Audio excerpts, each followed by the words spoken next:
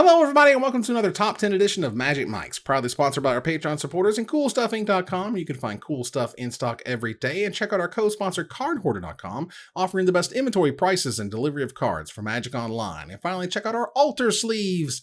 Support the show by using the code MAGICMICS at checkout for 5% off anything in the store, including a set of exclusive sleeves featuring the Magic Mics crew at AltarSleeves.com/MagicMics. I am Evan Irwin, and we get started each week by saying hello to my two co-hosts, Aaron Campbell.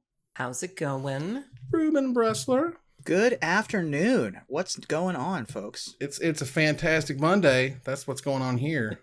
Yeah. We're recording this one on a Monday because we thought about doing this one on a Sunday, and then we had so much overlap thinking about doing just Aether Revolt. Yeah. That we were like, let's do Kaladesh and Aether Revolt together. We still have a little bit of overlap, but it's reasonable. It's within the margins. We got a little, quite a bit overlap on the high side, but that's okay. This is honestly kind of expected. Yeah. But I also think it also shows that we can't really just do the small sets. I feel like, there's only so much impact those small sets had, and it does obviously whittle down a lot of our options, but we get to talk about old Magic cards, and that's what we're here to do. So, either way. I think Aether Revolt had 100 and fewer than 200 cards. Oh yeah, which is like our barometer is usually we want about 250 in any category, so it makes sense to combine them. Right, so it's too many for the Kaladesh, quote unquote, but then it's not enough for the Aether Revolt, and then we just put them together. It's okay, whatever. We'll figure it out as we go along. We also begin with our choice of the top comment from last week in a segment we call Honorable Mention, where Ruben will tell us who was the most eloquent in letting us know what card we did not choose as one of our top 10 new to modern cards. Ruben? Well, I hope it's not Gauche that I chose Albert Gauche as our winner for the week. Wow, they say. My vote is for the best, the most superlative of combat tricks. Back in the day, it was restricted in Type 1. It was part of the original reserved list before getting the boot and reprint in From the Vault Exiled. The most metal of combat tricks is one green mana instant called Berserk, as Garfield intended. Yeah, I mean, Bogles is so sorry. Oh, I was going to mention that Berserk, for those who don't know, is one green mana instant. It is a mythic these days. Last seen in Conspiracy, Take the Crown. It's an instant that says cast Berserk only before the combat damage step. Target creature gains trample and gets +X/+0 until end of turn, where X is its power. At the beginning of the next end step, destroy that creature if it attacked this turn. Yeah, I mean, as we mentioned during the show, Infect has been significantly weakened since Probe was banned. This would be the shot in the arm that deck needs. And Bogles has always been the sort of pesky mainstay of Modern, not necessarily Tier 1, but Bogles rarely ever goes away. And so this could also be something for that deck as well. You have this massive Bogle, you just need to get in there, and whoop, that's good enough. Yeah, that'd be excellent. I think that this would be probably fine. I mean, it's very powerful, obviously. It'd be very, very good. And maybe bannable if it got really ridiculous. But again, this is, the creature has to live. You have to be able to target it. The spell has to resolve. They don't, all these things have to line up as they do. This is the kind of card I would want to be good. Sure. I think. If this is the best thing in Modern, I think that'd be a really interesting format. I think the format's really in a good place if this is the best card. Yeah, I don't think that's the case now, because the problem is prowess is everywhere, and so you don't want to give this to the prowess decks. That's a nightmare. Yeah, they'd probably splash for this one. And for those who don't know, originally in the reserve list there were uncommons and whatnot, and they got rid of all that and said, look, it's got to be at least rare, and so they kept the rares on the sheet. There were no mythics back then, and that's why things cost $1 million that are on the reserve list. So. Oh, the reserved list. Let's hate on it some more, because it sucks. Well, congratulations to Albert. Please contact us on social media for your prize. Thanks again to CoolStuffInc.com for sponsoring this giveaway. And stay tuned for our top 10 list this week. And maybe you can win next week's free gift certificate, because we are talking about our retro top 10 Kaladesh block cards. And of all the cards in all the land, as we move on here to our number 10, Aaron and I have deemed it so that the number 10 Kaladesh block card is the exact same card. That's Aaron, let's hear about it. Well, what you got for your number 10? So this card is funny because it was banned. First of all, it's banned in Commander. Do you know how broken you have to be banned in Commander? Like, I can count on one hand the number of bans that I personally have seen since I started playing Commander and still have fingers left over. That's not to say that there aren't cards that have been banned already, but they don't ban as frequently as, say, Standard. So you have to be pretty darn busted to get banned in Commander. And this was banned in Commander the same day that Grave Troll was restricted in Vintage. And I remember getting so many messages from people checking up on me that are like, "Are you okay?" And I wasn't upset about Grave Troll because we kind of had a feeling it was coming. But I was distraught over the fact that Paradox Engine had been banned in Commander. This card is busted. It's currently in Historic doing insanely busted things there. This card does nothing fair. Like, not even close. Paradox Engine is 5 generic mana. It's a mythic from Aether Revolt. It's a legendary artifact. Whenever you cast a spell, untap all non-land permanents you control. So I had this in my Locust God deck. And so this was, you're obviously running a lot of mana rocks because this is Vintage. And so everything you draw, you just tap everything, float the mana, and then whoop, untap everything. And before you know it, you're sitting there with like 20 Locusts and a coat of arms, and surprise.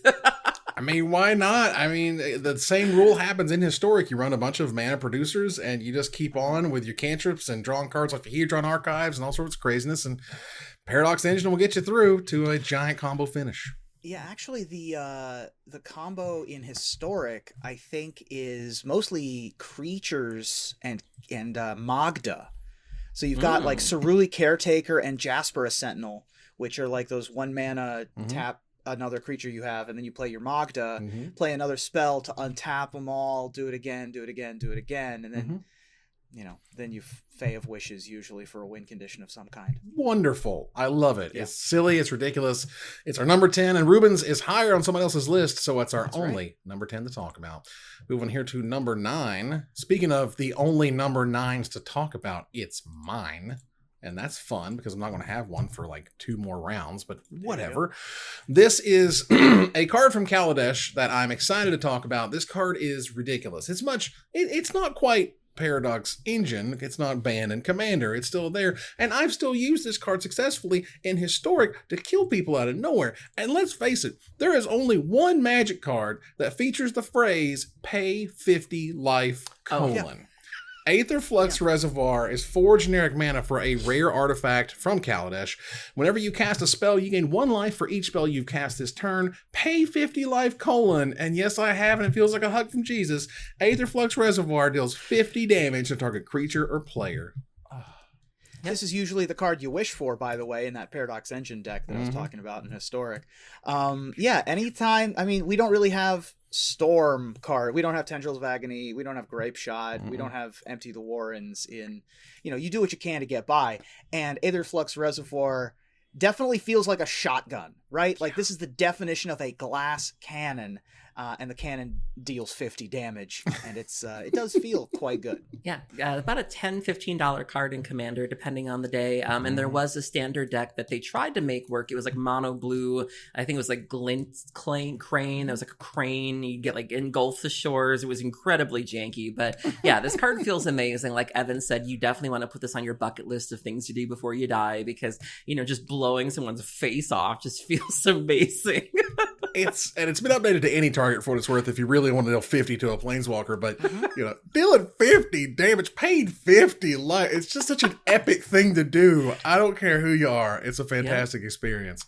Absolutely. All right, let's move on here to number 8. Ruben, what's number 8? My number 8, and again, my 10, my 9, and my 7 are my 3 hires. So I have to have something kind of special at number 8. And this is a special card, because it is so unimpressive looking. So, just why is this card amazing? Not only amazing, why was it banned? It's because it was the glue that held some of the best decks in the format together. My number 8 is Attune with Ether. Attune with Ether is a green mana sorcery. Search your library for a basic land, reveal it, put it in your hand, then shuffle. You get 2 energy counters. That's it. That's all it does. More recently, we've seen that this effect, kind of holds formats together in general. You look at Environmental Sciences, which is a lesson from Strixhaven, is kind of holding some of the draft environment together, and the decks that use lessons in Standard are also using a copy of it in their sideboard. We've seen Lay of the Land effects be very important for Standard environments in the past. This one in particular, because you wanted to have either Teamer or some other color combination. Where green was the crux of it. Yeah, green was the crux of it. You would also run this in the pummeler strategies, Sultai strategies, because this didn't ask anything else of you. It just gave you more. It just gave you 2 energy counters, which could later be turned into a card from Glintsleeve Siphoner, 2/3 of a 1/1 from Whirler Virtuoso. It would be a third of or a fourth of a either Flux thing. Either Works Marvel, that's the one. And many, many, many more, right? And so it didn't ask anything of you, and it just gave you so much in return. This card is not fair. And it's weird that it's not fair, but because it does so little, quote unquote, but it does so much at the beginning of the game to kind of get you rolling. And the fact that, look, and this is the first time we talk about energy, because energy is not balanced. It's not a good, healthy balance for your breakfast environment. All right. It's not good because there's no way to remove someone else's energy from them. They specifically didn't let you do that.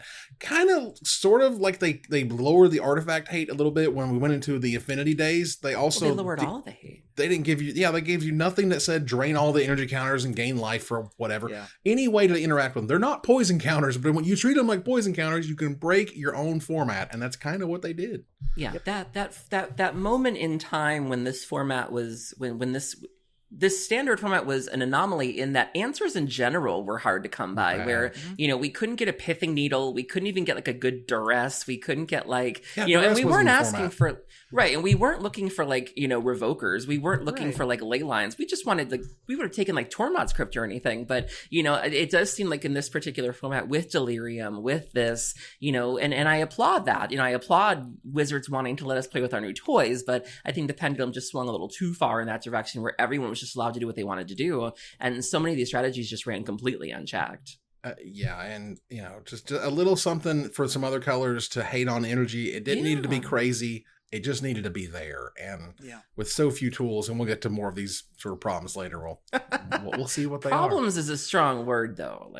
We only have one number 9. We only have one number 8. And we're moving on to only have one number 7. Aaron, what's your number 7? Speaking of problems, this card slotted in very nicely into Lantern Control. Remember that abomination in Modern? I would actually kill to play Lantern Control again. Like I think that tells you where Modern is at right now when I miss Lantern Control. So this slotted in really nicely with Lantern Control. I believe this also saw play in Krark Clan Ironworks before that deck got banned. This was another cost reduction spell that was not bannable, was not restrictable or anything, but in the right strategy, it could push it over the edge. My number 7 is Whir of Invention. So Whir of Invention is X and 3 blue. It's an instant with Improvise, which I love. I love Improvise so much. Your artifacts can help cast the spell. Each artifact you tap after you're done activating mana abilities pays for 1 colorless. So at minimum, you just have to come up with 3 blue, which is fine, between your chromatic spheres, your stars, whatever. You can search your library for an artifact card with converted mana cost X or less, put it onto the battlefield at instant speed, and shuffle your library. And so that made these decks terrifying because they're usually running like one main deck piece of Graveyard Hate, a main deck Pithing Needle, just any sort of toolbox you could think of. And just being able to sneeze it out there really did put people in their, make people pause in their tracks. Being able to go get a KCI, just go get exactly what you need to keep this combo going was terrifying. This card was a game changer. Yeah, this is just a very scary card, right? I mean, this is all about the possibilities. This is the type of card that, as they continue to make artifacts throughout the rest of Magic's history, this card only improves.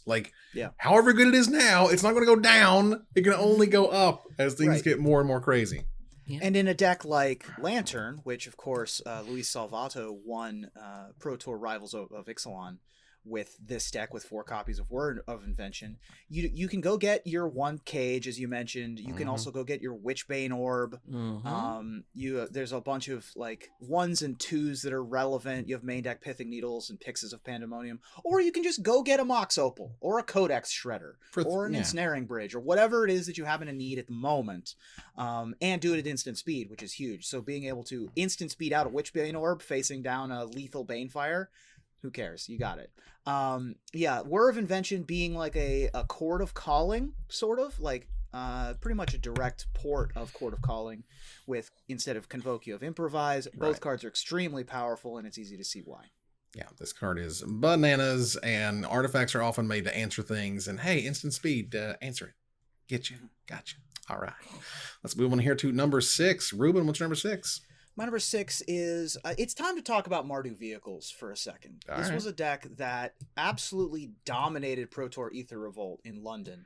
6 of the top 8, including the top 4, were Mardu vehicles decks. And one of the big vehicles that was at the heart of this deck was Aether Sphere Harvester.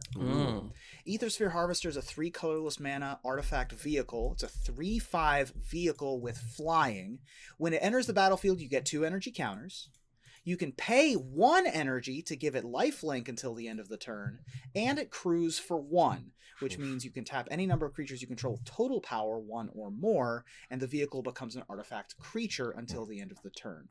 This, of course, was a huge mid-game plan for the deck. You had things like Pia Nalar and Inventor's Apprentice to be able to turn this thing on. So after your Toolcraft exemplars couldn't get through for damage anymore, now you can fly over the top. This was also huge against the aggro decks of the format, Golgari aggro, mono red, because you were able to gain back at least 6 life, because you could fly over the head, gain 3, and then if you had more energy coming later on, then you could just dump it into the harvester. Yeah, we've talked about how formats have come to rely on like their Thragtusk cards, where it's like, that mid-range stabilizer. If you just get to this point, you're good to go. We had Thragtusk, we had Courier Crewfix, and it does feel like this was sort of like our Thragtusk for that standard of, it went in all sorts of decks. We saw it in the sideboards of different decks, main boards even.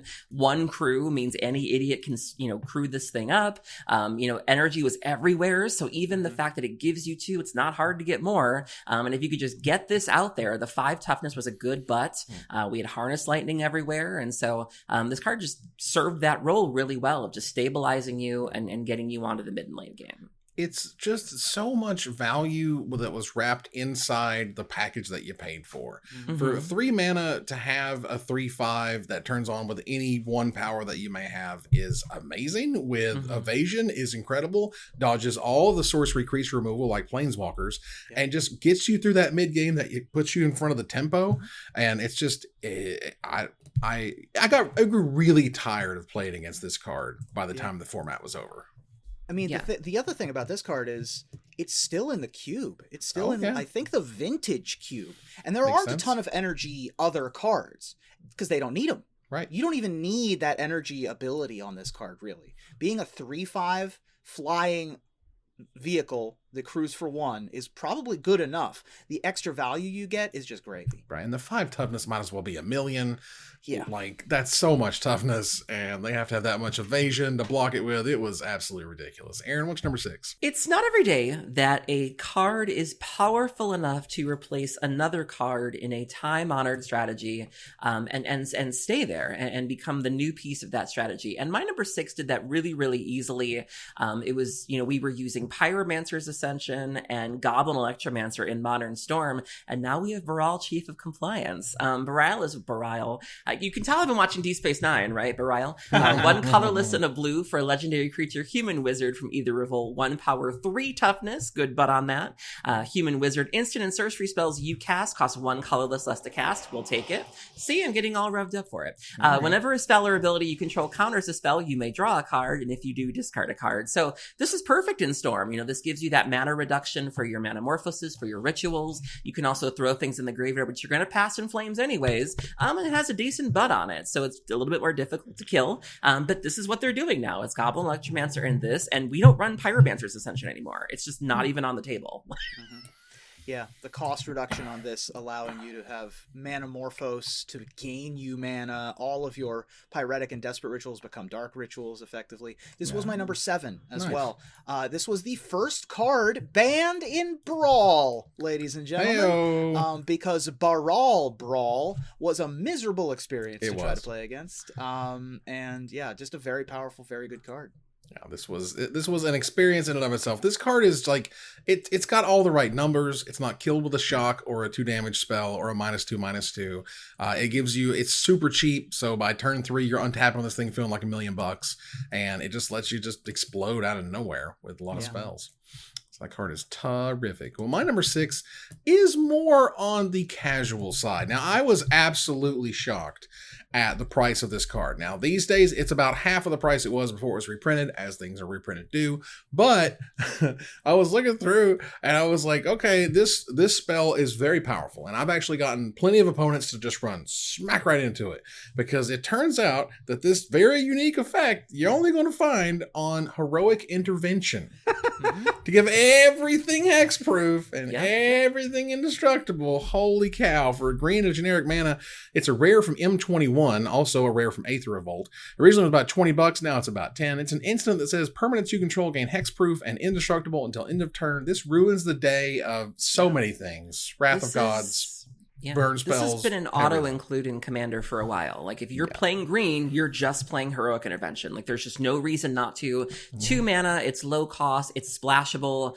There's really no other effect like this. Believe me, I've tried to go through Scryfall and find comparable things, and you can find things that maybe just regenerate everything, or you can find things that regenerate a thing, but to do what this card does, there's just nothing else like it. And this was a card that desperately needed a reprint, and it's nice that it got cut in half, but it's still about a $10 card. Like, this card is just that good at what it does. Yeah, it's creeping back up there, and there's stuff on the EX rec is like, this is what this card makes these other cards awesome, but nothing's going to do anything like it. This is unique, absolutely unique, and you'll find this sneaking into sideboards in Historic and Modern and sets like that, right, where you're playing a Collected Company deck and you need a Wrath protection, but you also want it to not get stone rained or whatever. And this basically does everything. It's so crazy. I played this every time I got it in the Arena Cube, the most recent Arena Cube. People just run smack into it. No one's playing around it. It's beautiful. Let's move on here to number 5. I will see you guys at number 2. As everything's higher from here on out. Ruben, what's your number 5? There's all your hires. Well, my number 5 is a part of a cycle, and the entire cycle is pretty good. I mean, I think all of the Gear Hulks saw play at some point, but certainly the best of the bunch is the blue Gear Hulk, which is named Torrential Gear Hulk. That's right. 4 colorless blue gets you a 5/6 artifact creature construct with flash. When Torrential Gear Hulk enters the battlefield, you can cast an instant card from your graveyard without paying its mana cost. If that spell would be put into your graveyard this turn, exile it instead. This is a 5/6 Snapcaster Mage. It is like better. Yeah, there you go. It's like better because you don't have to cast the spell's mana cost. You can just like play whatever it is you want to do for free and get a 5/6 out of it. So you can always you could get a counterspell, or you could get a Glimmer of Genius back in Standard, or a removal spell. These days in Historic, people are discarding their Magma Opuses. Oh, yeah. And then getting them. People just want to do whatever they can. Hey, I mean, it beats playing Lavinia. Turn 4, EOT, make the treasure token. Turn 5, land Gear Hulk Magma Opus, your entire face on your upkeep. Oh my god, it's amazing. Yeah, I mean, this card was incredible, and I appreciate a control deck that actually can close out the game. Like, nothing upsets me more than this sort of bore me to tears control deck. And I mean, yeah, you can get there with a Snapcaster Mage, but you can also get there with a Gear Hulk. And, that was one thing I really appreciated, was that the games were over quickly, where it's like, if you've hit that point, okay, fine, 6 mana was like we got to keep, kind of like when you play Coco, like when you're playing a Coco deck, 4 mana is like the bottleneck, where you're like, okay, Coco could happen at any time. And same with control decks. Once you hit 6, it was like, okay, I'm running out of time, because not only can they do this thing where they can flash and get a counter spell or get whatever, they can also just close out this game incredibly quickly, which they did. Yeah, this card is sweet. I'm honestly surprised it's only about $12 or so, considering how crazy good it is in a variety of ways and formats. I also like how goofy the Kaladesh Invention art is. Like, it's just got hoses for hands. He just looks goofy. They're hosey hands. They have water sprayers. Yeah, I mean, he's very clearly a Torrential Gear Hulk in the Invention, but it is very like Dr. Seuss looking. This is the Super Soaker Gear Hulk. Okay. Yeah. Man, have his fun. I love him. All right. Love him. He's great. Aaron, what's number 5? My number 5 is a card that means a lot to me. I was recently interviewed about the history of modern Dredge and how Dredge came to be what it is today. And, my number 5 was the card that really put Dredge on the map. We were doing well. They gave us Tormenting Voice, which was fine. And then they gave us Prized Amalgam, which was nice. But then they gave us this card, which really pushed us over the top, and eventually led to Golgari Grave Troll getting banned in Modern. But we would do it all over again for a chance to cast Cathartic Reunion.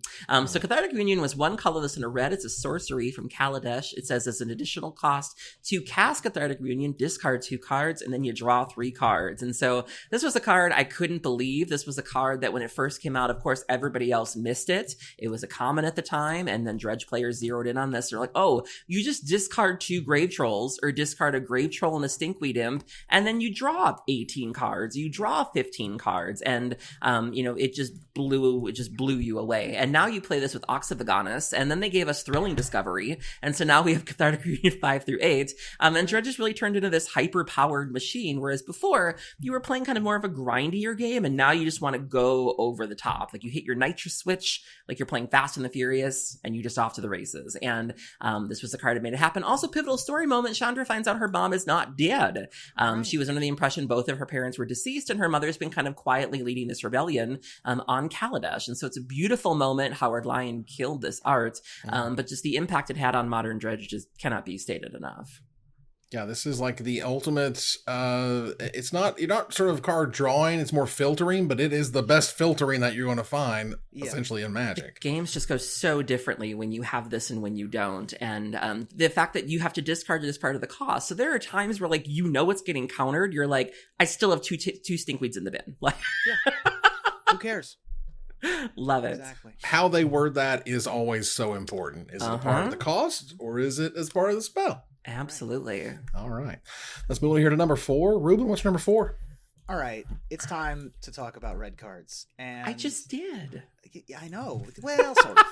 I mean, yours, to be fair, of the 2 of our cards, yours is the card that is red.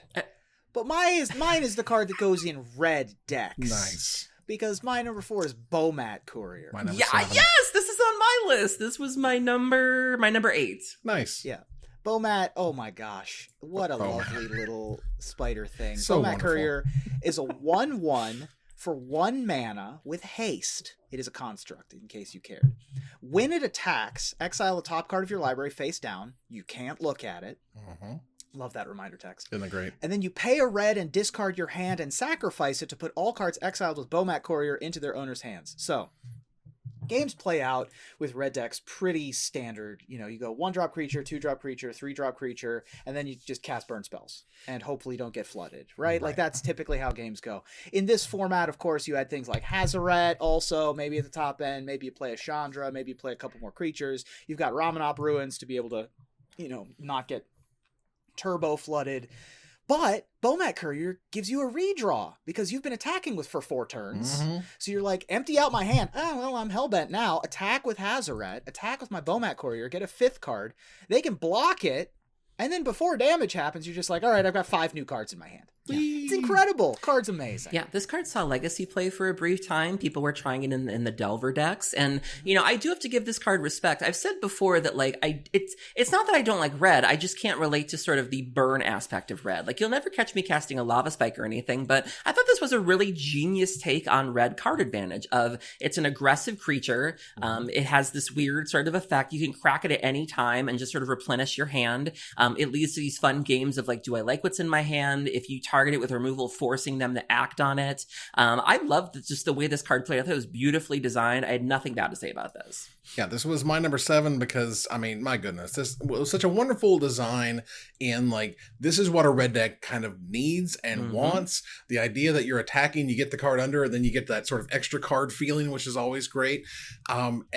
If anything, I felt like annoyed that I didn't see it coming. Like, I didn't really see this card when I first read it. I was like, that's kind of cute, neat, whatever. No, this was a format staple, one of the best red cards. It's not a red card ever made. I love it. I cashed in my 4 wild cards for this guy. This is a red card. It's a red card, but it's not. For EDH purposes, it's a red card. It is a red card. Yeah. I'll take it.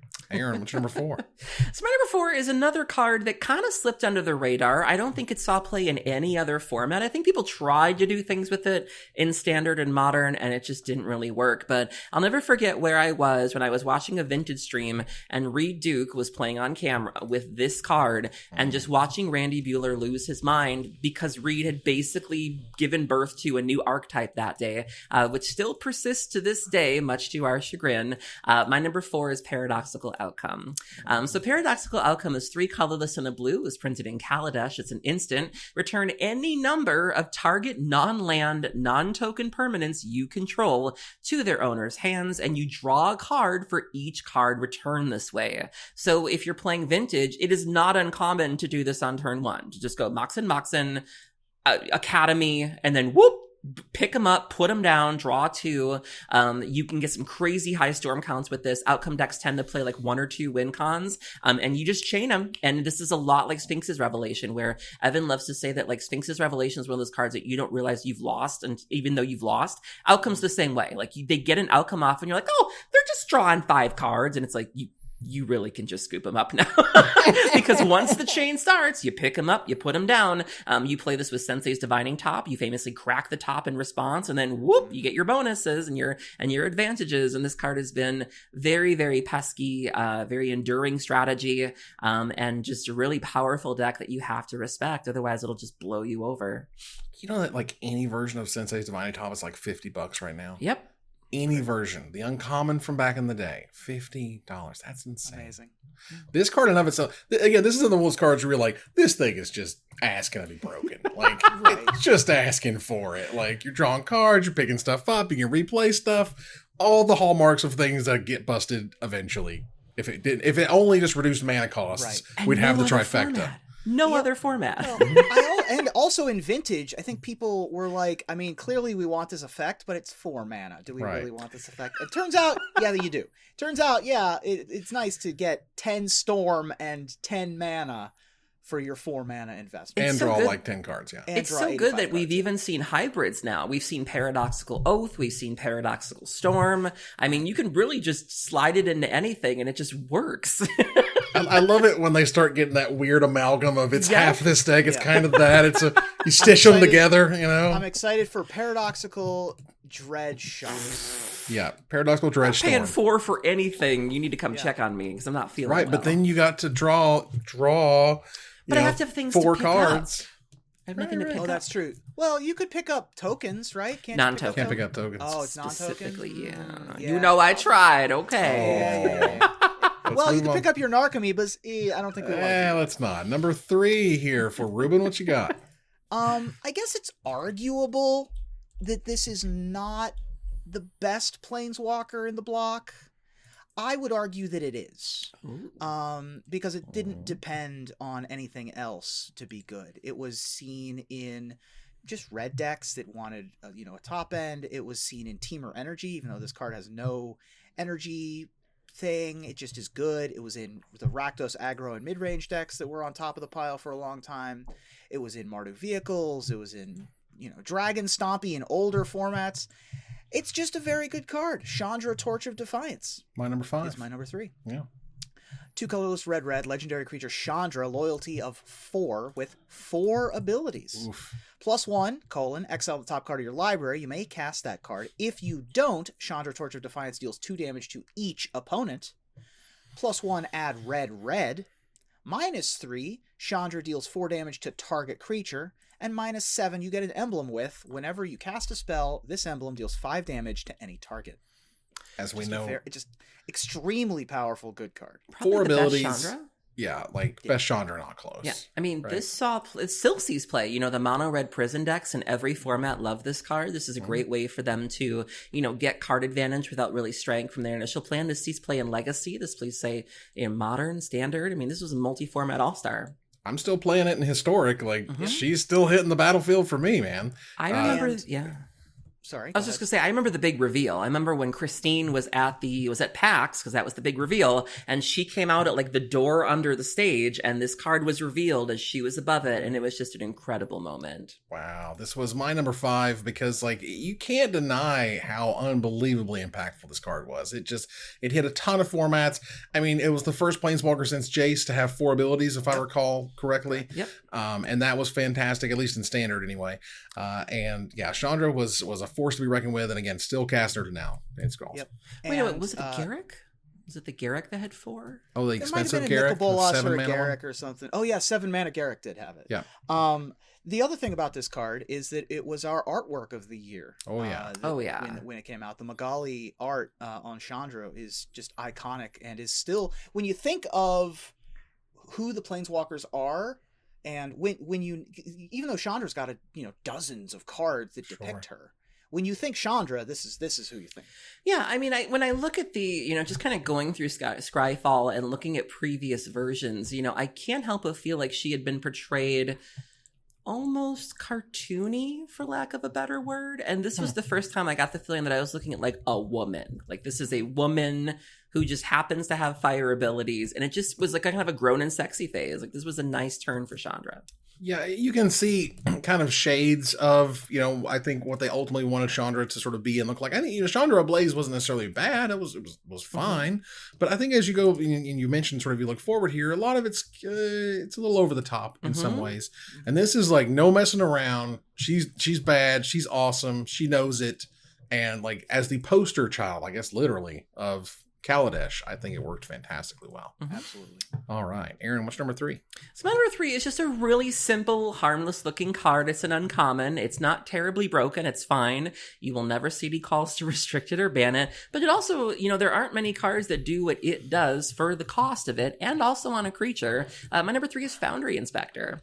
So Foundry Inspector was printed in Kaladesh. It costs exactly 3 colorless mana. It's a construct, 3 power and 2 toughness. And it's just artifact spells you cast cost 1 colorless less to cast. So Mishra's Workshop famously makes exactly 3 colorless, and so this is a really great first play for those workshop decks. If you play Foundry Inspector, your Soul Ring is free, you sneeze out some Moxen, or just even the discount on your artifacts is really important, and you can also just beat in with this as well. If you're playing Steel Overseer, if you're playing with Arcbound Ravager, it's fine. Like, this is all just fine, and so this was a card that went immediately to the top of Vintage and just never really left. Wow. I remember people saying, like, this thing might get restricted. And I'm like, are you serious? Well, 3 mana 3/2? Well, it also evens the board because Workshops tends to play these sphere effects. And so you're running Sphere and Thorns that can also affect you too. But you have this to offset that tax. And so your poor opponent's just struggling to cast their spells. And then you play this and you're at parity where you're like, okay, I'm not losing anything and I haven't gained anything, but I'm still not paying more for my stuff. And so, that's really how Shops wins the game. It's just one of the ways is taxing you out. And I'm like, just play Lightning Bolt. You have lightning bolts. Play them. Gross. Kill it. But I mean, you sort of feel stupid. You spoil children. You're like, I can't use a saltine. And you're like, here's a lightning bolt, and then your opponent like tinkers into Blightsteel. You're like, well, this is embarrassing.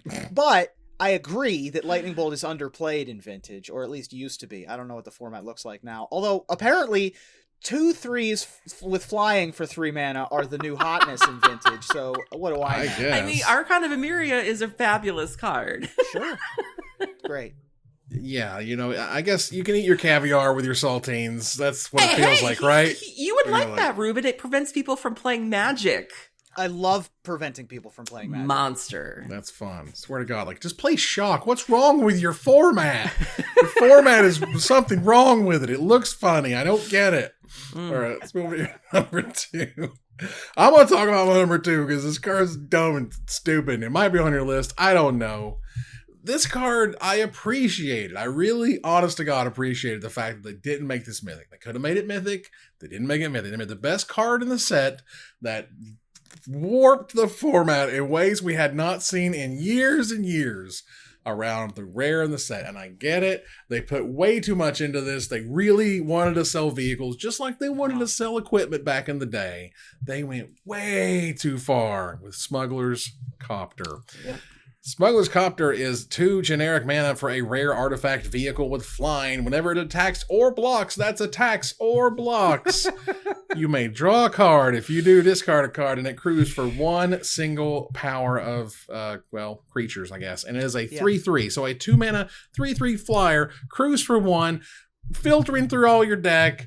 It was in literally like the top, what was it, the top 64? Like everyone but 3 people had all top 4 copies. That. Oh my God, it was horrendous. Yeah. It was literally horrendous. every deck. Yeah, the thing I remember, I remember that list of deck lists, because I think we covered that on the show, but the other thing I remember is that Star City had put this on one of their open series playmats, and then shortly after it got banned, and I mean very quickly, like I don't think this lasted long, and then just having the awkward feeling of like, come get a smugglers copter playmat.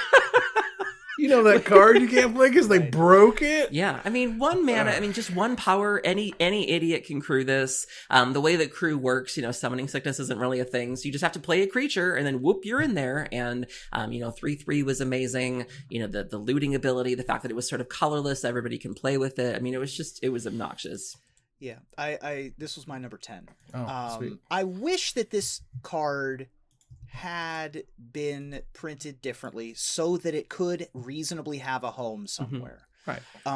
Unfortunately, I mean, it's banned in Pioneer. It's not quite where you need it to be for Modern. Right. It's in a weird spot, and the ability of whenever it attacks or blocks, you may draw a card. If you do discard a card, it's like it's just a little too much. Right, just like, a little too much. If it had only had triggered on attacking, if it had 2 toughness instead of 3, right?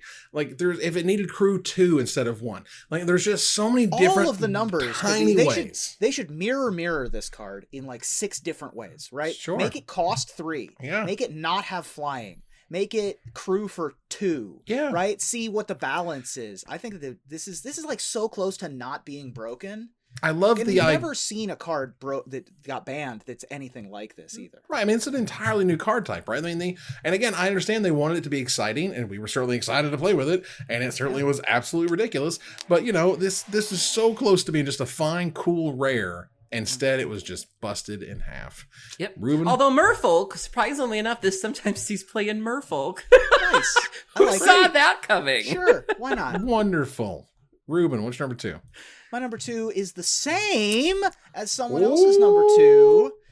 Aaron, I believe that we have the same number 2. We do. Let me give you a little bit of history with this card, because before this card came out, there was a card called Hangerback Walker. And Hangerback Walker ended up in every deck, in every format. And because it was colorless, you could play it on turn 2. It was a mana sink. You could do lots of cool things. Then they printed a better version of Hangerback Walker. They did. That also replaced a card, as you were mentioning before. It fully replaced a card in a long-established deck in Vintage. Yep.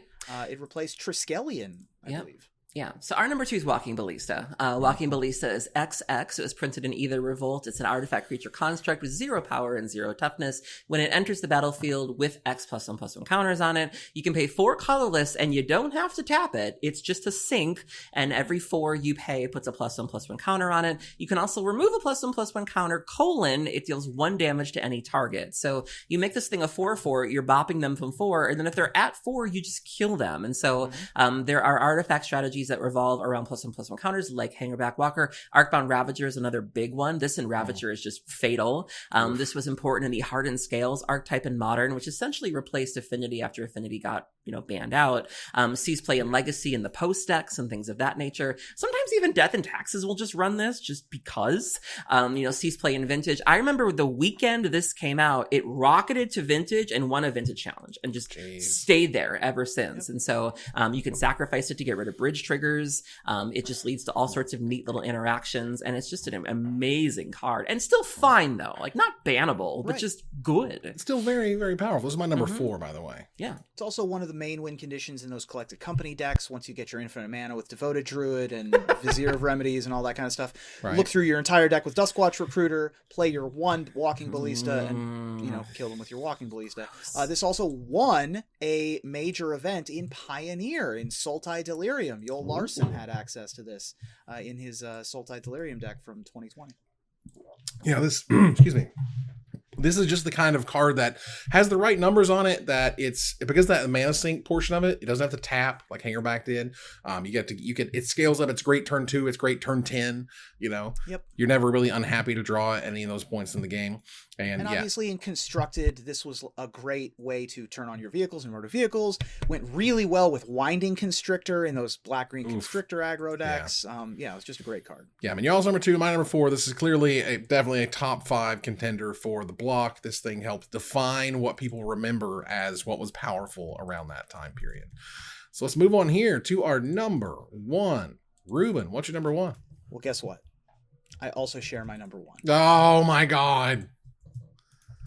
It's my number 3 by default, but go ahead. It's a very good card. Aaron, you want to start? So we thought we had seen the best removal that was out there. We had Swords to Plowshares, we've had Path to Exile.